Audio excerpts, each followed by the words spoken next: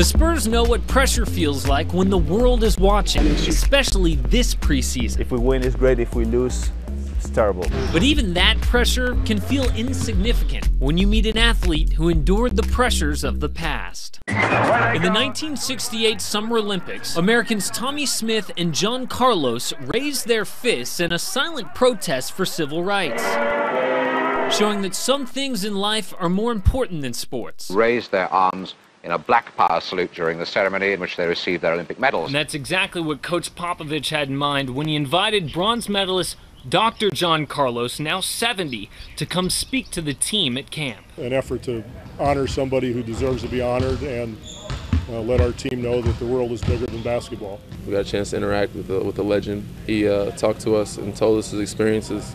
For us, young guys learning, the history of where we came from, I think was important. It's important to Pop, so he felt the need to share it to us. Speaking to thenation.com, Dr. Carlos said, "This experience was a great opportunity to talk to a team I admire and to be up close and personal with a coach I think has special gifts in dealing with young athletes. It felt great to spread the message that it has to be about more than just the game, the check, the fortune, and fame."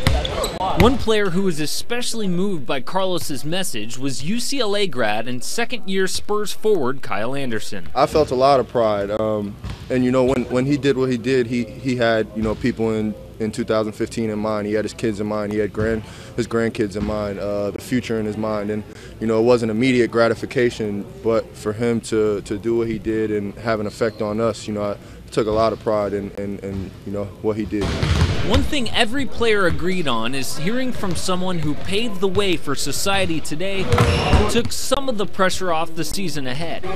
Maybe that's what Coach Popovich had in mind all along. What Pop does, I think it takes a lot of pressure off us. He lets us know that it's not just basketball going on in the world. There are other things going on to pay attention to.